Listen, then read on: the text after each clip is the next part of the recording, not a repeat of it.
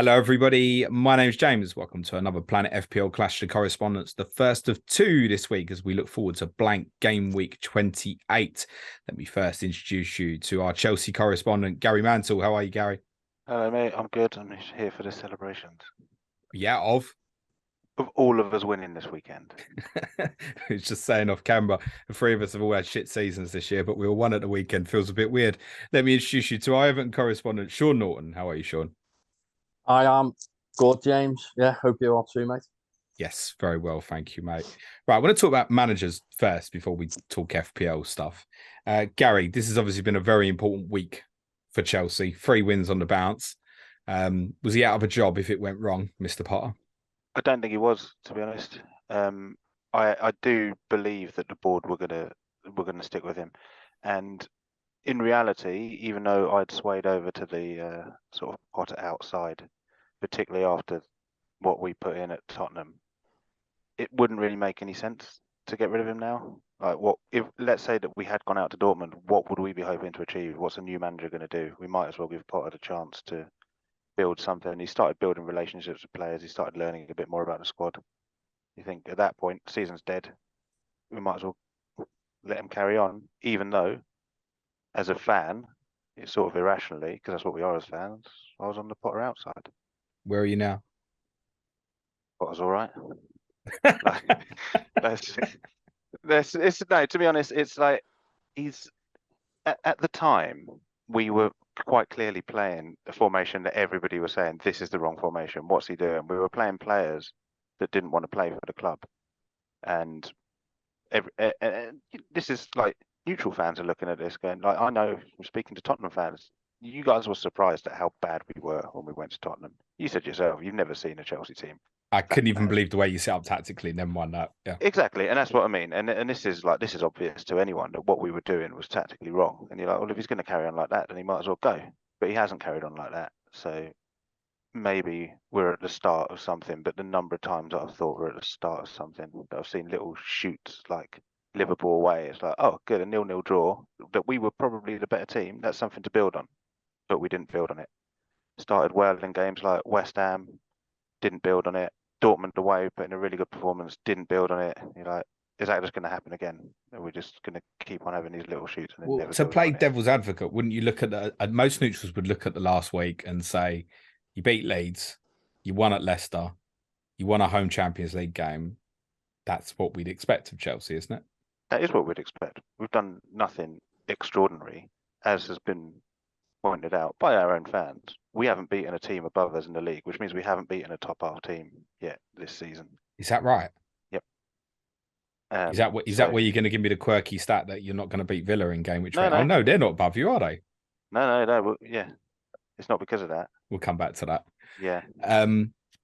So what's the general mood amongst the fan base now to him? Is it gone to a point a little bit like with Arsenal? There were certain elements of the fan base that had gone too far with Arteta that they just weren't going to have him unless it got to this sort of stage where they were challenging for a league title.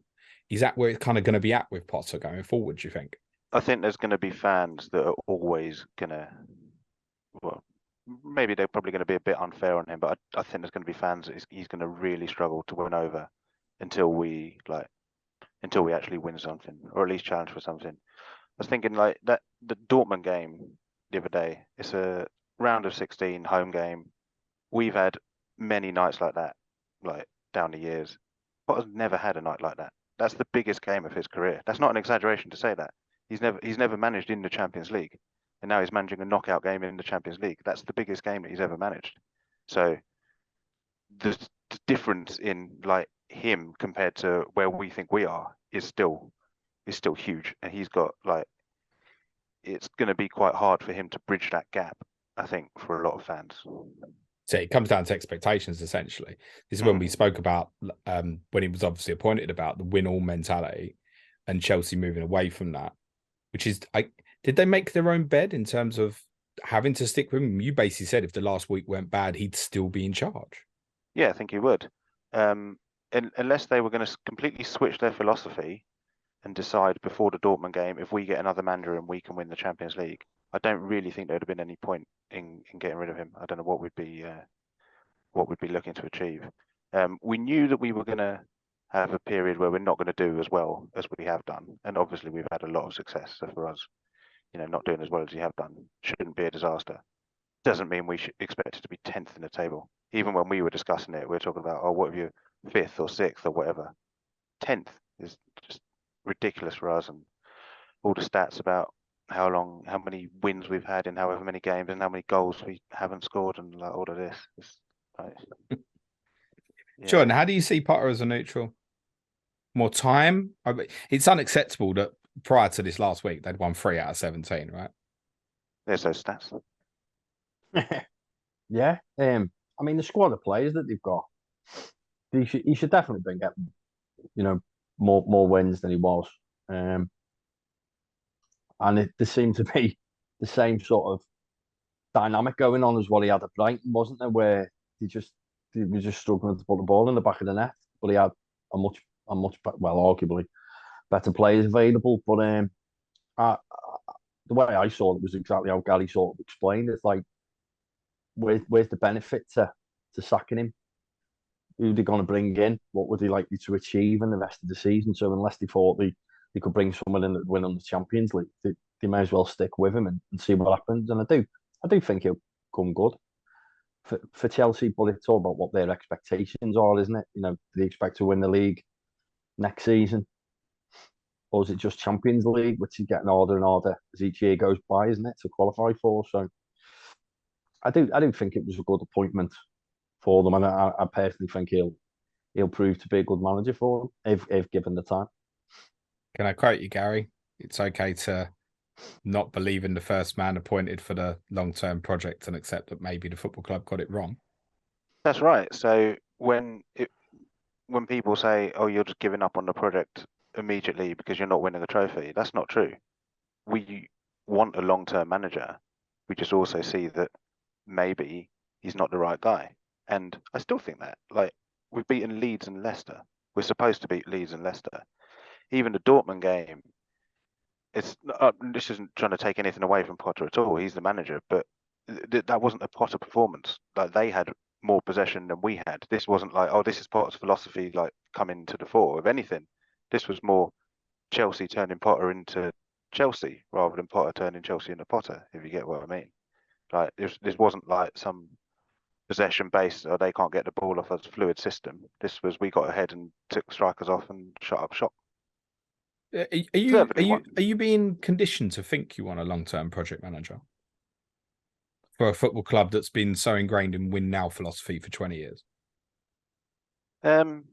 Yeah, maybe. I think that what we were doing before is A, very difficult to do, and B, unsustainable long term. And I think realistically, I don't think you're going to be able to carry on just firing. But how many times did you hear the words, the model works for Chelsea? Like, it didn't work for anybody else, but it always worked for you. No, absolutely it did. But that was a different ownership.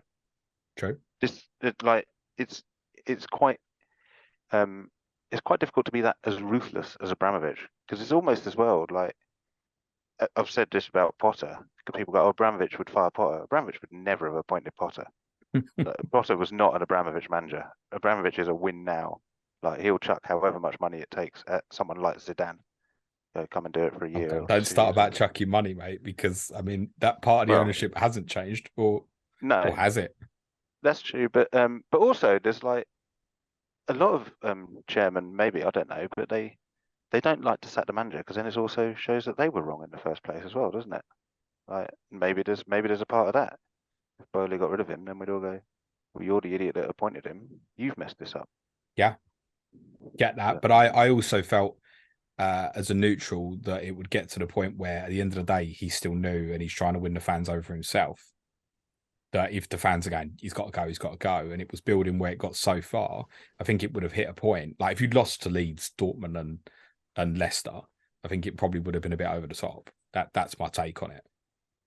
It would have been, yeah. I mean, the word gets used a lot. That would have been untenable. If we'd actually lost those 3 games, then we are literally going nowhere. We're not going nowhere. We're not going down. We weren't going to get relegated, but we are going backwards. We would be going way too far backwards. But in defence of Potter, it doesn't look like he's lost the players. Even at Spurs, we didn't collapse. There was still like a structure. We were in the wrong structure, but they stuck to what he had the way that he had organised some kind of thing. We didn't capitulate. We didn't start letting in goals left, right, or centre. We didn't start arguing with each other. Gary, no one capitulates against my team, mate. Well, this is true. But I mean, we don't even normally let in goals. So yeah, to us, this was a capitulation. But no, in seriousness, like our team has looked relatively together, even when they were doing badly. It didn't seem as if it was all going wrong. You know, when they start highlighting things in like or whatever highlights programs actually being broadcast that week, it's like this player's arguing with this player and this player's saying that you should be here and whatever. That wasn't happening. Everyone, it does genuinely seem to be quite harmonious.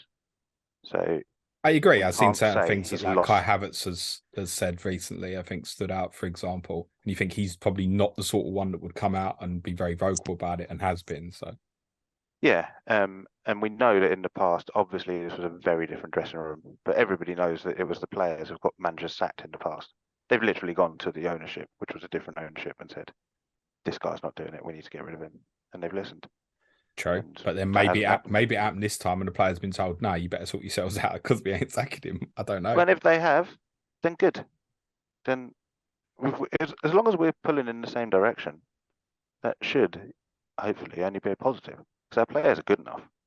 We just need to get them playing well, which they've started to in the last 3 games. All right, we'll come back onto that. Sean, Gary mentioned about Potter's position maybe being untenable if it had been a really bad week. Was Frank Lampard's position untenable when he was dismissed? Yeah, absolutely. I think I can't remember who I was on with last time. I think it was ahead Matt. of the Leicester game, was it? Southampton with Matt. Was it? Oh yeah, because we done the Leicester game, didn't we? And then we done the Southampton one a few weeks later. And I'd said, you should have got bulleted after the 2 games against Bournemouth. So yeah, it was probably about 4 or 5 games later than it should have happened, which is in true Everton style, acting a bit too slow. So we basically wasted the January transfer window and wasted the chance for that sort of pre-season post World Cup, which I think will ultimately cost us come the end of the season. I just think they brought Sean in far too late when he was sitting there. He was out of work, so I definitely think they should have pulled the plug on Frank and appointed Dyche that bit earlier. And that, I think that could be the difference between us staying up and going down. Happy with the appointment? Yeah. Yeah, my opinion was it was absolutely the right choice for you. Yeah, I stuck it in the Slack a few weeks before we appointed him. Said felt like we were only a couple of games away from Sean Dyche being the Everton manager. I did feel it was inevitable, but I do think he was absolutely the right guy to go and get. He's got good Premier League experience. I knew he'd set the team up, and we all know he does, which was exactly how I've been banging on for 2 years, saying that we needed to, because we haven't got anywhere near the quality of player that the money that we spent would suggest that we've got. And we needed to just play pragmatic, no nonsense football and try to grind out 1-0 victories, which shock horror is what Sean's come in and trying to do. Well, it's 3 1-0 wins already and 10 points from 7 played. Keep that run rate up, you'll survive comfortably, mate. We would if we kept it up. I think the fixtures we've probably got the worst fixtures. Yeah, but you probably didn't expect 6 points from. You probably didn't No? expect 9 points from Arsenal, Leeds, and Brentford. In fairness, so no. Well, I expected to beat. I did expect to beat Leeds. We've got a good record against Leeds. I did always feel that we'd probably win that one, but obviously didn't expect us to beat Arsenal. We didn't just beat Arsenal either. I mean, you deserve to, mate. We were very, very, very good, and I felt like we didn't get anywhere near the credit we deserved that day. I mean, I watched Arsenal go to Fulham, who were flying, and absolutely destroyed them. But when we played Arsenal didn't create one single big chance in the whole game, and Everton created 4. I think that's pretty for his first game in charge with him. This shower of players that we've got, I think I'd be amazed if anyone else has done that against Arsenal all season. Well, I think, to be honest, I think the only 2 times I want to say Arsenal have been out XG this season was against yourselves and when they won at Leeds, actually, ironically, in the autumn period. So, no, on that particular day, mate, we said you thoroughly deserved to win. You're up to 15th, mate. Yeah, do you not feel like you're moving upwards? No, because it's like we've played a game more, haven't we, than pretty much everybody down there. And we've obviously got this game at Stamford Bridge where our record is atrocious, even when we've had decent Everton sides. And we've got your boys coming soon. We've got Manchester United away, so the table could, in all likelihood, it'll probably look very different in 3 games' time, and then the games are starting to run out, and we almost need a result in every other game. So they're going to have to, if they're going to stay up, I think they're going to have to come up with another big result in the next 3. I'm not sure I can see where that is. Maybe Tottenham at home. Yeah. For the benefit of the audio listeners, I've got my hand up. I can see where that'll be already. Monday night at Goodison. Yeah, take your 1-0 now and have your sweets with it, mate. Don't worry, we'll probably lose 1-0 at Southampton as well, though, so that probably won't help you much, mate. Home form's going to be critical, though, isn't it? Yeah, but I think it's like almost as critical for us away, because we've got Leicester, Palace, and Wolves away from home, and I think if we're going to stay up, he's going to have to pull a win, or maybe even 2 out the bag away from home. You did last year, didn't you? I think you won at Leicester, didn't you? Quite late on last year, didn't you? So yeah, I didn't realise until I was watching the game at the weekend, and I heard that we've actually won 5 out of the last 12 last season, which surprised me. It didn't feel like we won that many, but we're going to need to do something pretty similar. I'm just not sure. I can't see us ending up on a similar amount of points this season. I think 36 is a stretch, and whether that'll even be enough anyway. 1 point a game under Sean Dyche. I think the thing is with you as well, the difference that he brings you, Sean, is like I feel like a game like this weekend, and I'm not saying I expect you to get a point at Stamford Bridge, I don't particularly, but you are capable of going there and getting a 0-0 or getting a 1-0 from a set piece. It doesn't feel like completely improbable, and that's partly because of the season Chelsea have been having. But I've said this a few times, you'll have 1 or 2 games for the end of the season, be like, I'm really shocked Everton got a 0-0 there. There'll be stuff like that, I think, mate, which gives you a chance in any game. Yeah, I mean, the problem I have with these players is they can't, and they've proven it for over 2 years now. They can't put a run together. They can't, go on an unbeaten run. They can't win a couple, 2 or 3 games, consecutively. You're always, you're never far off just some horrendous schoolboy type catastrophe. And we sort of gone it against Arsenal. I mean, it's just, you don't see it from any other team in the Premier League. Like, it's just mind blowing. And to be fair, you're the only team that's turned up at the Emirates recently and had their star central midfielder playing, mate. So maybe you'd have been better off if he was suspended, maybe. It's just, I just find it like absolutely staggering. And we were playing really well in that game as well, and then a bit of bad defending, and then Garner just does. It's always our experienced players as well that do it, which just blows my mind. I mean, if it was the young lads, then you could, you're not happy about it, but you can understand it. But it always seems to be, a Garner or a Coleman or a Pickford or Michael Keane. It's just like, what are you thinking? Why do you think you've got that much time in any game of football, let alone on the edge of your box at the Emirates? And I just think, that kind of thing will probably undermine getting a result at Stamford Bridge or at Old Trafford, or we saw them at Anfield. They were really bad. That was the worst we played under Dyche, and everyone thought we'd give them a game, and we could get something from it potentially. It was the excitement off of beating Arsenal, wasn't it? But but they just freeze. And they can't then handle it. but even the first goal, Sean, Salah scores, right, which is an error on the counter attack. Partly the goalkeeper's quite a bit to blame on that one, although been very good for you largely. But 30 seconds earlier, Tarkowski gets the post, mate. And you go 1-0 up instead, and it's a different football match, mate. Yeah, but that is exactly the point. When they broke, Garner, experienced player, he had the perfect opportunity just to bring the player down and stop the counter attack. Now, any one of us three would have done that. I don't know if any of us three would have got close enough, to be honest. Well, all right.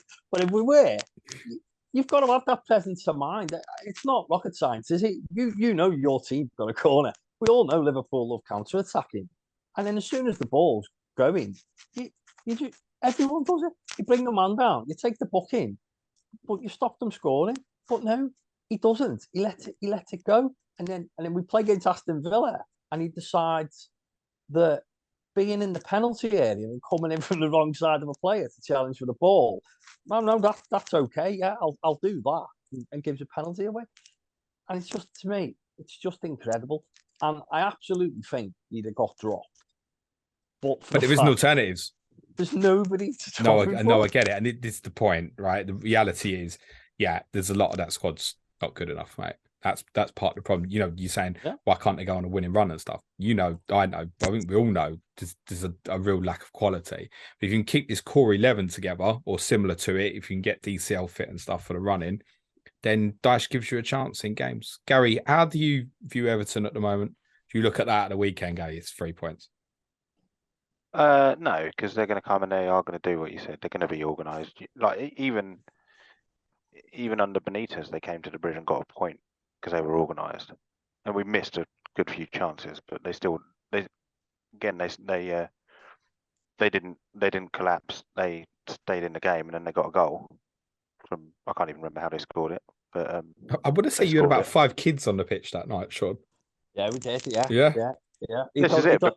He done his best to throw the game, Benitez, really. because they were organised. And this was in our period where we had everyone else was getting games cancelled, and we weren't getting games cancelled. So our players were starting to tire. But the team that we had out should have won that game. And I think we played that on a Thursday, I want to say, and we had Wolves on the Sunday because they were just like shoehorning games in all over the place. It was near Christmas, and it's like, and that kind of thing can happen. I think what you said is right. Like Lampard had got to the point where he had to go. Obviously, I'm a Lampard fanboy, but it had got to the point where that change needed to happen. I think it gives Everton a better chance of staying up. But I also think that what Sean has said is correct. I think remember right at the start of the season, Everton had one of the best defences. Like Lampard had got them organised, and it was that trio, which at the time was Tarkowski, Cody, and Pickford, were almost like they were protected the 6-yard box, and you could get through games just from doing that. But then eventually the players around them are going to end up letting them down. And I think this is also what's going to happen under Dyche. He can get them organised, but exactly what Sean said, there are still going to be the players around them that will cost them somehow. I think they've got a decent enough chance of staying up. It is exactly what you said, though. With Everton, Everton have played a game more than everybody, and if everybody else is within 3 points of them, so it's really, really tight. Oh, yeah, it's 5 points separate the bottom 8 at the moment. So all of them are in it. And I think there is a case to say that probably for the remainder of the season, Everton have probably got the toughest set of fixtures of all the teams down there, I think. Yeah. Do you think they'll stay up, Gary? Yeah. Because Sean's here. Do you want them to stay up? Me? Yeah. I want them to stay up because it's one of the grounds I haven't visited. So you ain't got fucking long, mate. Exactly. One more go. That's it. If they go down, I'm screwed. I need them to stay up. I asked because it just came into my head, Gary, that last day of the season, I want to say 97, 98, when you were playing Bolton. Yeah, and you that's had the right. We wanted breakaway to and you're lose. winning 1-0 up, and the whole of the Chelsea crowd were booing. That's Then right. when Bolton equalised, so Everton would go down. That's right. Yeah. Yeah, we did want them to Harsh. go down. Yeah. But still, we wanted them to go down. You're supporting the minnow, weren't you? Sorry, I'm literally just shitstone. Sean, Gary mentioned Michael Keane. Why is he in the team for Connor Cody now? Well, see, I treated this when Dyche got the job, or not long after he got the job, and I just felt that Connor Cody, who hadn't been doing very well for a few months under Frank, it just smacked to me that that was not a Sean Dyche player. He lacks that physical presence. He doesn't win many duels, and obviously because Sean knows Michael Keane from Burnley, and Michael Keane is the threat from set pieces that people sort of were making out Tarkowski is. And Keane's got a very, very good goal scoring record for Everton. Actually, as good as Anthony Gordon's. You're allowed that. Go on. So yeah, I always thought he was if Connor Cody put one or two bad performances in, that Michael Keane would be back in, and that's how it's proved to be. Just like I thought Doucouré would be in. I tweeted with the Michael Keane thing. I was talking to somebody, it was in a conversation, and I said Godfrey'd probably come in for Mikalenko. Yep. Because I just think Ben Godfrey's physical attributes far outweigh Mikalenko's, and will be right up Sean Dyche's street. And he's come in. I think Godfrey will probably stay in now. So yeah, I could see that. I could see that coming off. I think Michael Keane will stay in. Yerry, by rights, Yerry Mina should be in. Yerry Mina is our best centre half, but you can tell that Sean Dyche, like, well, we all know he likes a settled team, doesn't he? He likes to have a back four that's settled and can work together and can build a relationship, and everybody knows. It's almost certain that you'll pick the same team at the weekend, isn't it? Yeah. Just had a good absolutely. result. Yeah. We know this. As long as the Evans fit, it'll be the same team. But there aren't many options as well, so it's like, you know, even if he wanted to tweak it a little bit, who's he going to tweak it with? He definitely is on board with the fact that Neil Maupay is absolutely shite and not suited to the way he wants to play.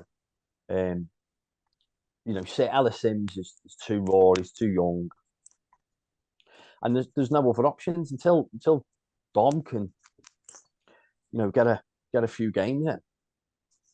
Then he's doing the right thing. Play Demarari Gray up top, because he doesn't work hard enough. The facts are there when you look at his data. He just doesn't put enough effort in, doesn't run enough in the wide positions. So that's why Dwight McNeil and Iwobi, I've got them locked down. No one's coming in for them two. The midfield free. There's no other choice, because Tom Davis is the next one, because Garner is never fit. James You've been Garner. quite critical on our slack of Onana, and we know there's a lot of teams looking at him, mate.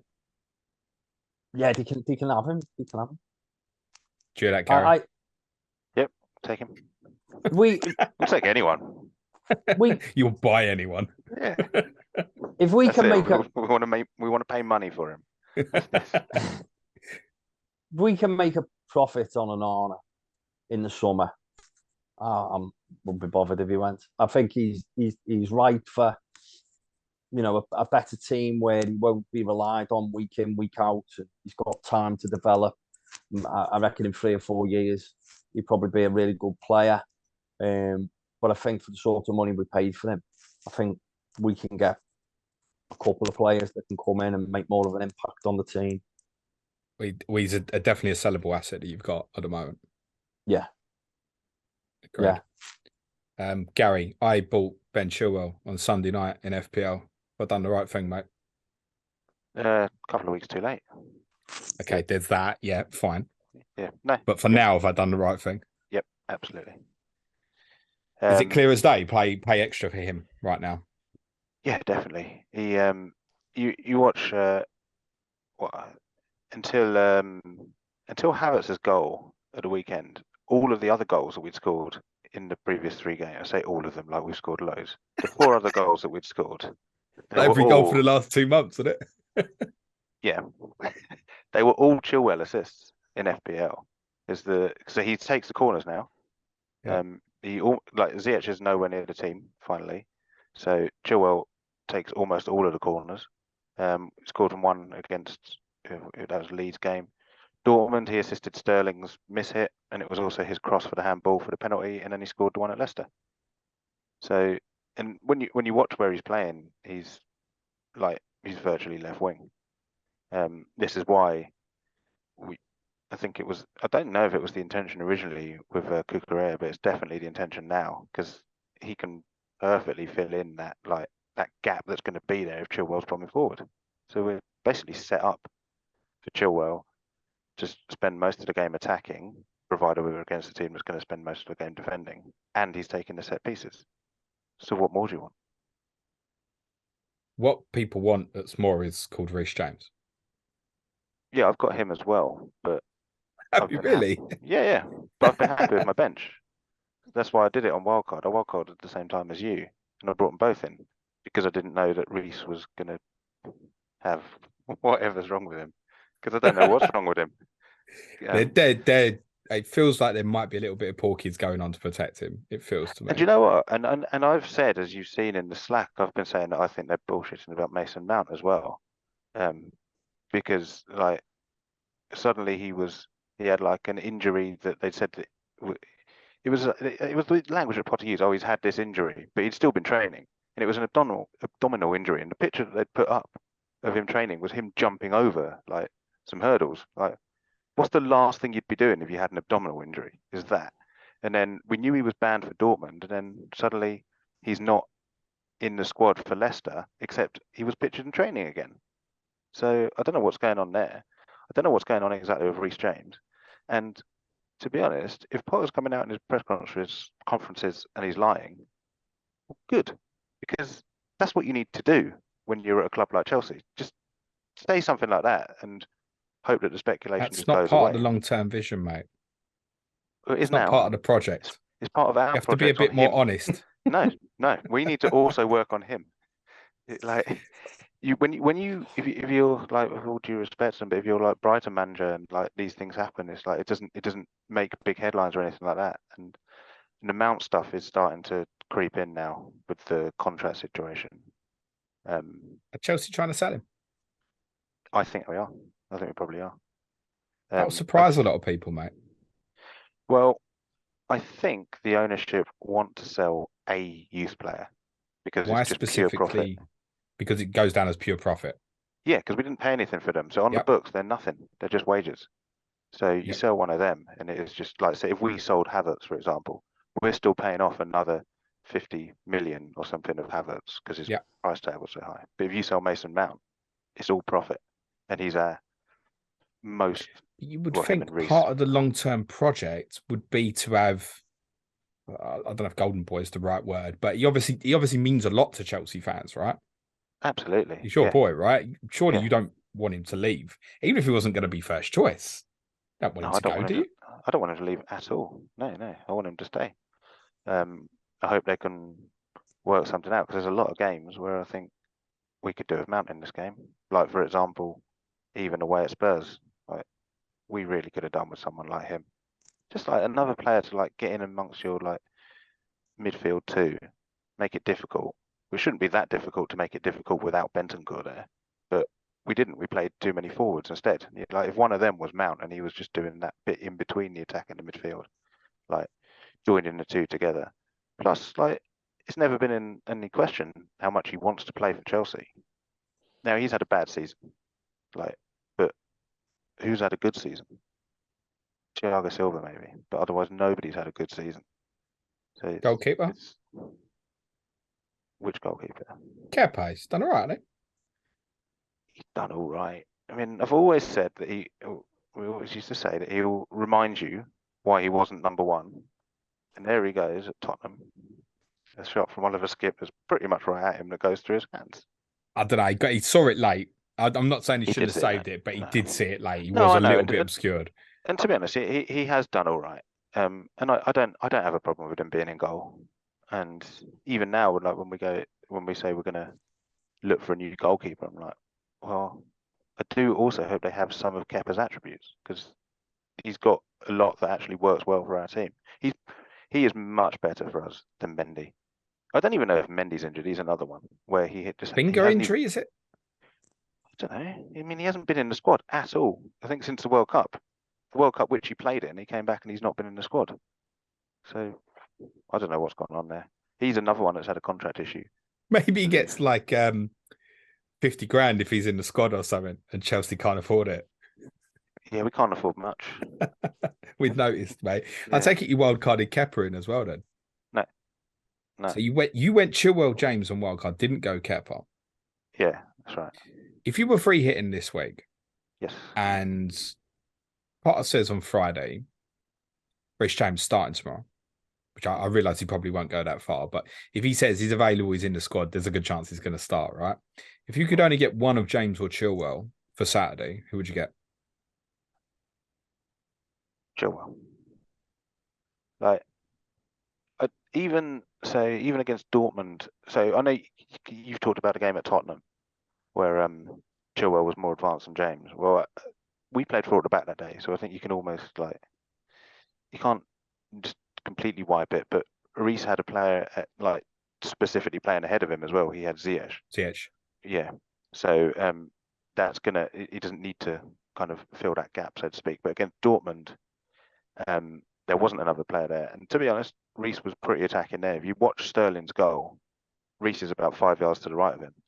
And if anything, it possibly sends the defender slightly that way, which gives Sterling that little route when the bubble comes towards the goal as opposed to away from the goal, because the guy has got half a mind on Reece. So Reece is still there and he's still getting in the positions to put the crosses in. I remember at one point the ball came to him, like, oh, we haven't had a Reece cross for a while. I wonder what that's like. And it was like a Beckham style swerve and dip, and there's nobody in the middle, as there never is, but the ball was still there. Reece is he's still dangerous. But if I had to choose one, I would choose Chilwell. And also, as I said, Chilwell takes more of the set pieces. All right, different question then. Let's say Potter says that on the press conference on Friday, and I say to you, right, you can pick any 3 Chelsea players for a free hit this week. Who are you going with? So this week, I think I'd probably go 3 defensive. So Chilwell, James plus Kepa or Fofana. We know if Fofana's fit or not. That's why I'd go Kepa. We don't know if Fofana's fit. He went off. I can't remember if his injury that sent him off was the Jamie Vardy challenge that he put in on him. One of several that Leicester put in on Saturday. Which, to be honest, is the kind of thing that maybe in the past, that might have ruffled us a bit, and it might have led to us, well, sort of losing our heads or losing our shape. But we didn't. So that's a good sign. We might have started learning a bit there, because we didn't get bullied, and I do think they wanted to bully us. This isn't saying anything necessarily particularly negative about Leicester. Of course, that's the kind of thing they're going to do. We're going to their ground. They're going to try and make it difficult for us. They're going to put in a few challenges like that kind of thing. But I don't know Fofana's status. If he's pictured in training, then I'd say that he's probably fine, because I do think the Potter really likes him. But if you wanted to be safe, then go for Kepa, because there's absolutely no doubt that he's going to start. There's a lot of people who will free hit this week and will go for 3 Chelsea players, and will be very surprised that you haven't just said an attacking player. There's only one. Havertz? Yep. Elaborate. So we don't know if Sterling's fit or not, because he could have been an option, especially on a free hit. Yeah, the money doesn't matter. Yeah. No, exactly. But we don't know if he's fit. I don't know what kept him out of the weekend. I have a feeling that Potter wants to keep this front 3 as the front 3. Havertz, Felix and Sterling. The problem that you have with Joao Felix is he keeps getting taken off. So every time we get ahead, which isn't that often, but in the last week it's happened 3 times. I love that you're laughing, Sean. He's been taken off within 15 minutes of us going ahead. And at the weekend he got taken off at half time, and we went ahead in 6 minutes in the 6th minute of injury time. He was partly responsible for the goal, right? I would put him more than partly Solely responsible. responsible. Okay, fine. Not quite solely, but yeah, very responsible. And to be honest, I pointed that out in a different game, like that he sometimes he comes short and he receives the ball and it's like, right, that's good, and he gets his head up, but then he holds onto the ball and you're like, right, you can't do that. You can't do that in the Premier League particularly. And he'll be dribbling towards the centre of the pitch. And normally when he does it, he's on the halfway line and everyone forgets about it. And this time he did it on the edge of his own box. You're like, You could absolutely tell in the game at White Hart Lane that there's a little bit of an aura about him. Like he's got something, but at the same time, I didn't find him threatening. no, and his threat seems to have decreased as it's gone on. It being his Chelsea career, but like against Leeds, I don't know that we'd do that again, where we took off both of our supporting attacking players and brought on 2 midfielders and went to basically a 5-4-1 with 25 minutes of the game left. But then against Dortmund, we scored in the same minute and made the sub in the same minute, and it was Felix that came off then as well for Conor Gallagher, and that happened again at the weekend.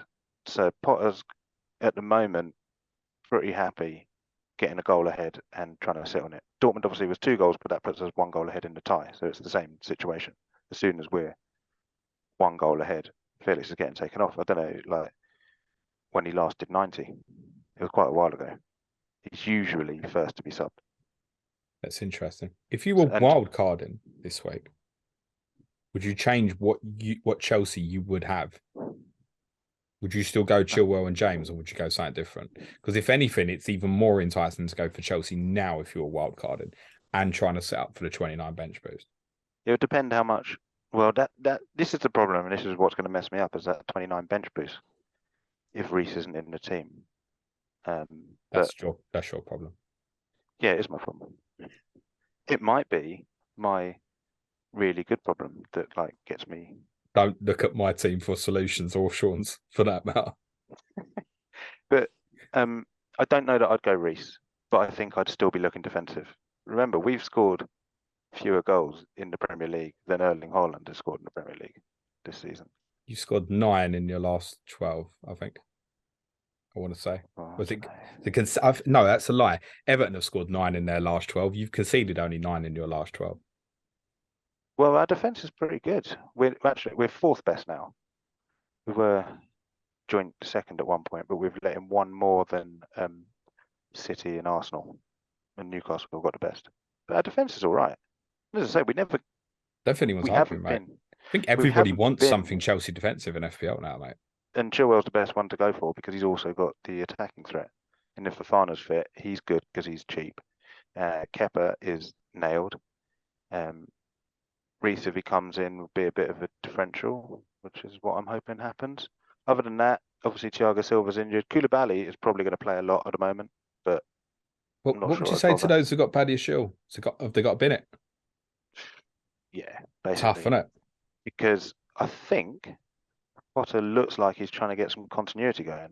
Because Badiashile's not in the Champions League squad, it means if he wants continuity, then he can't play him in the Premier League. It seemed like the defensive improvements stemmed from him getting in the team in the first place. Maybe, but I don't think our defence had got to a point where it was awful. We'd let in a goal at home to Arsenal. A lot of teams concede a goal to Arsenal. We let in a goal at St James's Park. And this is only 1 goal. We weren't letting in 3s and 4s or anything like that. We've only done that once. But the build-up of clean sheets started with him, where suddenly you had like 3 in a row when he came in the team. I'm pretty sure of that. Yeah, no, that is true. That's fair. There were probably other things around that, but definitely when he came in, him and Thiago Silva seemed to work really well together. And then we didn't put him in the Champions League squad. And now Cucurella's had his like revival and is playing pretty well. So there's absolutely no reason to drop Cucurella at the moment. It's only 2 games, but he's played well in those 2 games. Okay. I take it you're not free hitting this week, Gary? No, I might buy another Chelsea defensive. Which would be? Because I've already got a goalkeeper, or I've already got 2 goalkeepers. I've got Raya and Ward. It would probably be Fofana. If he's fit. If he's fit. If he's not, are you tempted to look at the front end? I'd have to sell Haaland. I don't want to. Crack on. I don't want to sell Haaland. And also, if I was, I don't I don't think Havertz is a better option than Ollie Watkins. Personally, I think there's a top 5 right now, and he's in it.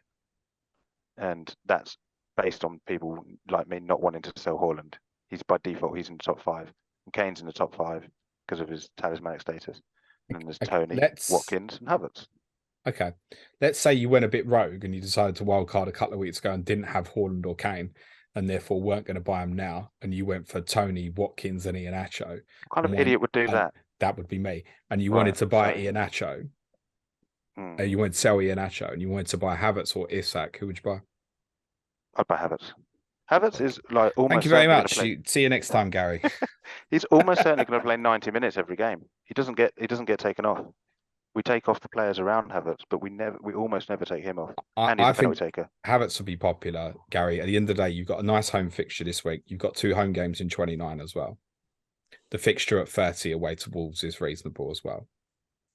So I definitely think there'll be interest in Kai Havertz this week. Well, the only other players that we've got to play in that position are Aubameyang, who he doesn't really like, and Datro Fofana, who's nowhere near ready. I've seen him play. Didn't Mudryk play through the middle at the weekend? Not really. He did, but not as the furthest one forward.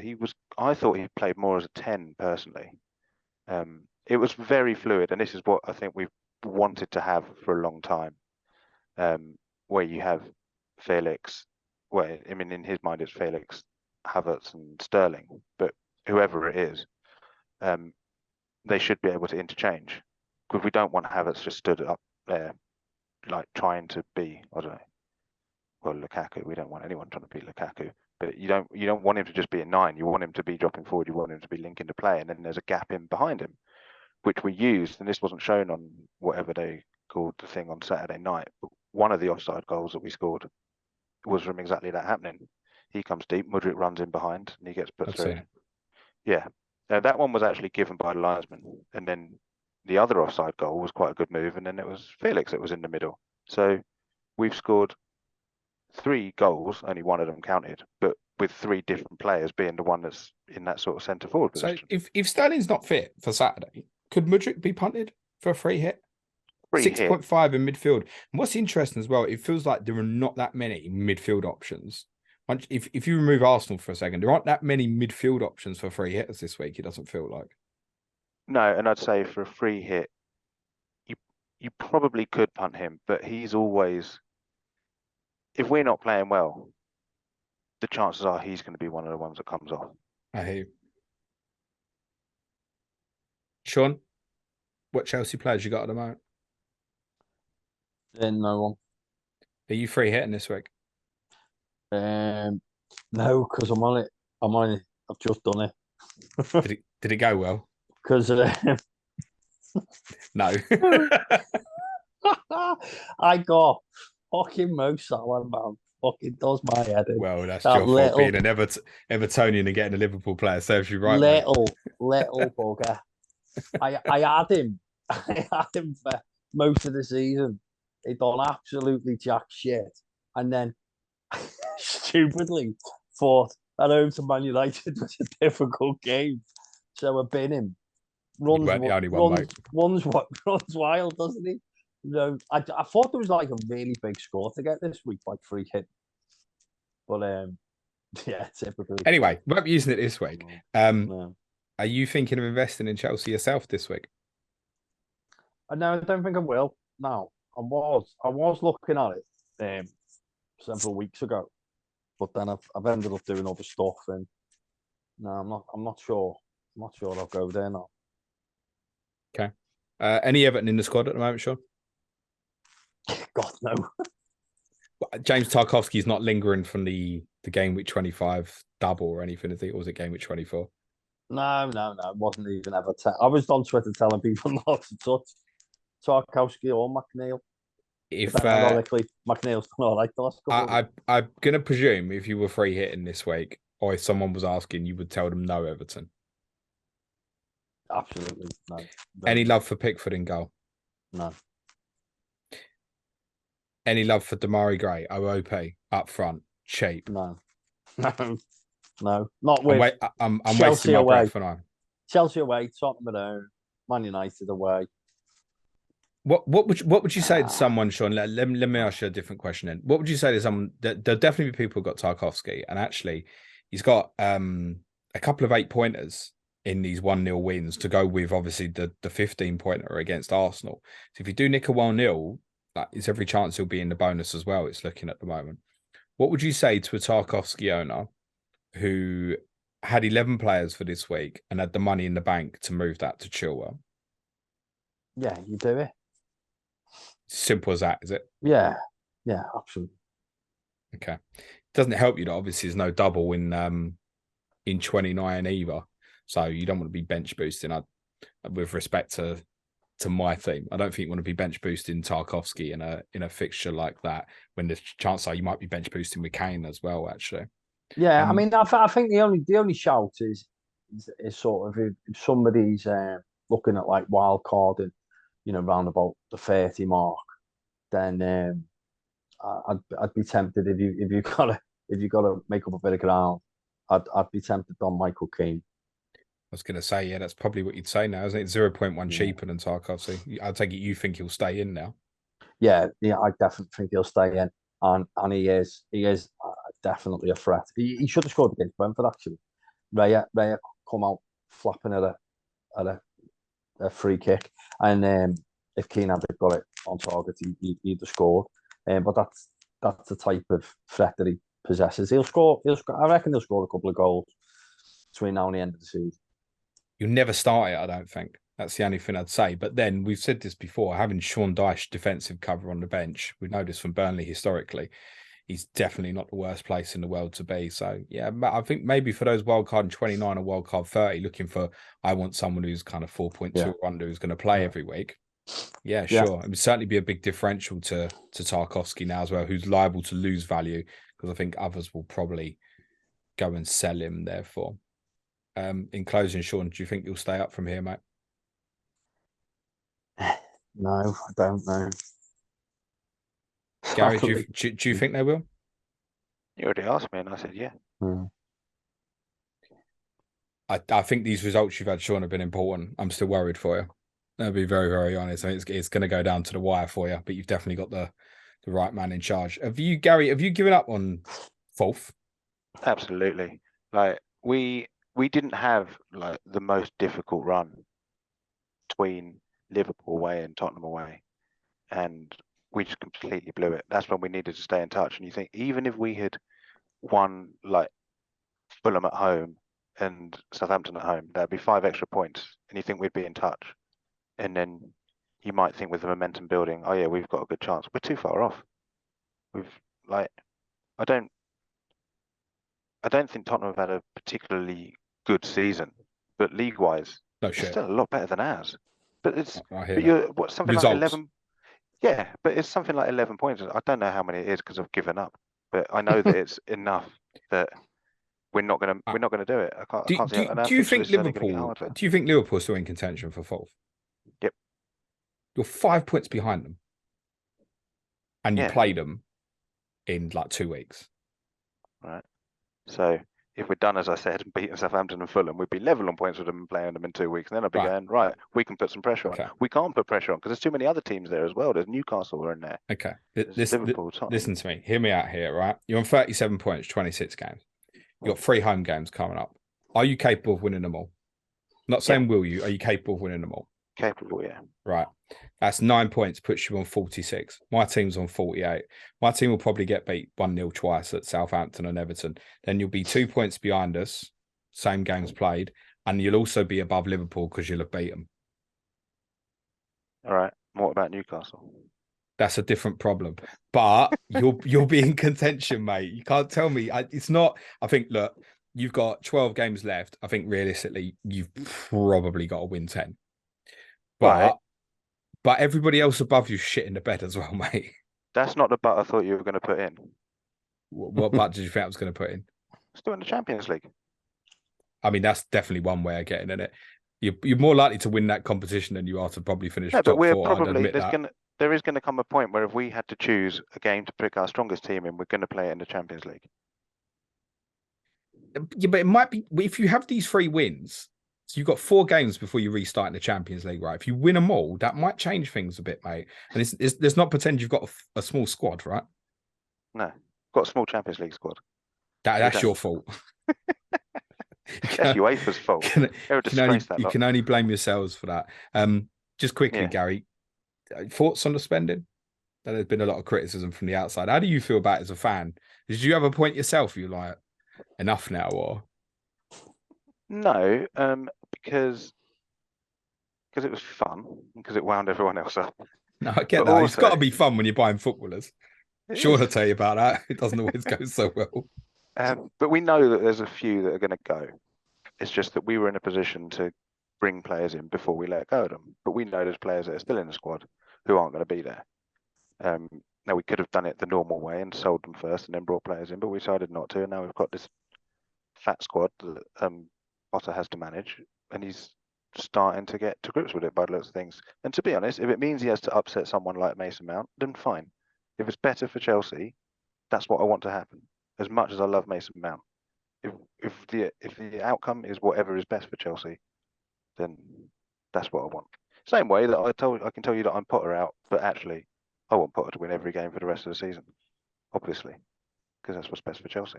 Yeah, same thing. My manager needs to go as well, but I want him to win every game left this season and put his middle finger up at me and go, I'm either leaving or I'm signing the contract. Whatever. At that point, do what you want if you win every game left, for example. Sean, you jokes aside, you obviously have been through a difficult period and are going through it partly because of let's say some over the top spending at Everton Football Club. How have you viewed this at Chelsea? Are you looking at that a little bit nervous for them? I'm not saying you're worried for them, but are you thinking, I see some of the mistakes that we made just on a larger scale? Yeah, absolutely. I know they've signed a fair few players to long-term contracts as well, haven't they, to sort of help out with financial fair play and profit and sustainability and stuff. But if those, if Mudryk ends up being a bit of a flop, and then he doesn't want to move because of his wages, and you have a couple more of them, it quite quickly, does make a big impact on what you can then bring in when you need the right players. And I mean, Chelsea have got a conveyor belt of youngsters that they can always sell, haven't they? I think that's what people don't sort of take into consideration when you see Chelsea's money that they're spending. Chelsea and Man City are the best two by a mile of getting youth for next to nothing, flogging them for good amounts of money. Johnny Pringle would disagree with that, I think. But Gary, right? Chelsea are comfortably the best for sales, miles bigger than anybody else over the last decade or so in terms of total transfer fees income. Gary, is there anything you want to say to the people who are like, how are you doing it? Or because at the moment you are fine for FFP. We've covered this. It's all legal. That's all I'll say. It's all legal. We are not cheating. It is legal. It's legal to do what we're doing. We haven't cheated. No, you haven't. You haven't. We've taken a chance. We're taking a gamble. You have definitely taken exactly a gamble. what Sean said. That somebody, I think what they're hoping is that you bring in, we've brought in an entire 11 that would fit into a formation of players that are 24 and under. Now, I think what they're saying, and Sergio's sort of like alluded to this at points in the podcast, is if like half of them are good, they're like, we can swallow the outlay on the other half. We don't need all of them to be good. If it does go wrong with Mudryk, apparently the wages aren't astronomical. We're not talking like a Manchester United, whose wages are like, I think they're by far the biggest in the country, as far as I'm aware. But particularly per like first team player, as is probably higher because we've got so many players. But like in terms of like the average wage, I think they're on, from what I've heard, they're on incentivized contracts. So the ownership have tried to sort of cover themselves a bit, and like, yeah, if it doesn't work out with like Mudryk, but it does work out with Enzo Fernandez, then they can swallow the loss. Who's to blame if this goes wrong? I suppose you'd have to say the ownership, really, wouldn't you? Like, they've come in and done a complete upheaval. They've got rid of almost everything Abramovich, including all the medical team, and that's why we've got why we've had so many injuries. But all of the like board members, everything like that, and like anybody that sat in between the manager and the chairman, and then also the manager, have all gone. So if they've done a complete upheaval like this and an outlay like this, and then it goes wrong, remember they're the ones that appointed the manager. You'd have to say it's them. Do you think you win the Champions League? We'll probably get to the final. I was thinking about this earlier. In my lifetime. I fucking hope you get Bayern Munich. Well, we've won in Munich before, but no. I tell you what, if you get Milan, you'll beat them. You know that already. Well, we've already beaten them twice. Yeah, I know. But we've been to 6 European finals in my lifetime, and 5 of them have been with a manager that didn't start the season in charge of Chelsea. And if you want to guess who the last one is, then you can reply to your tweet if you want. The only manager that's got to a European final at Chelsea that was also in charge at the start of the season. And also, I think there's only been twice that we've fired the manager mid-season and not made it to a European final. And one of them was 2009 when the referee stitched us up at Stamford Bridge. So therefore, we're going to get to the Champions League final. And we're going to lose at home to Aston Villa in a couple of weeks. Yeah, what's that all about? So we always lose. If we play at home on the first game after this international break, we always lose. So in the last 6 seasons, there's been 5 games because we missed one because of COVID, and one of them was an away game at Cardiff, which was a good advert for why we need VAR, because the refs were abysmal in our favour. So 4 games we've had. How many points do you reckon? Them 3 at Cardiff. Well, so I'm not including that. I'm talking about the home games. We've had 4 home games, 0 points. I can remember the West Brom slapping is one. Yep. I remember. Another slapping last season. Brentford. Oh God, yeah. Yep. So that was like around about the 1st of April. 5-2 to West Brom, 4-1 to Brentford. What are the other 2? That's right. Crystal Palace in 2017, and then the worst one of the lot was 2018. Crystal Palace 2017. I was at Turf Moor. That was the year. Obviously, you won the title under Conte. That's right. We won 2-0. Come out the ground, and I told Dad that you'd lost, and he wouldn't have it. He just blankly couldn't believe me. It was so unexpected at the time that we'd do that. And 2018 April Fool's Day was the worst of all of them. 2014. 2018. 2018. Yeah. April Fool's Day, 17. That's not the same season, is it? One after. Conte was still in charge, wasn't he? He was indeed. And finally, it's not the game against us. It is. The only time we've lost to you in the last 33 years was that the first game after this international break. We can't. Is that right? At home. Yep. So you sure about that? Yes. So I need to check one that out. But all right, good stats. So right, there you go. So we're going to lose at home to Villa. Right. So this was a waste of time. What you really need is the next clash of the Correspondents on Thursday with Lee Jackson, who's going to tell us which Villa players to buy this week. Gary, where can everyone follow you on the bird out, mate? At Phantom Mantle. Brilliant. And yourself, Sean? Are we not doing predictions? Yeah, I'll get to that. Oh, okay. Sorry, boss. That's Spirit Blues. Spirit _ Blues. Sean, thanks for the reminder. Gary, prediction.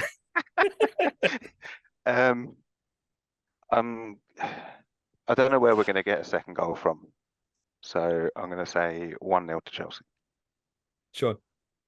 Oh, I'm going to try and be optimistic and say 0-0. Go on, lad. I know where that second goal is coming from, Gary. Reece James. I'll go 2-0 Chelsea, mate. There are far more bigger games for you to come than this one, Sean. Not that it's not important, but this isn't a priority one in terms of getting points, mate. Have a swing at it, mate. Brilliant, guys. As said, Lee and Neil Grover will be with me for Villa versus Bournemouth on Thursday, COTC, and Suj will be back with me for the Sky Fantasy Football podcast tomorrow. It just leaves me to say thanks again so much to Gary and to Sean. Good luck, gentlemen. Cue music, please, man child.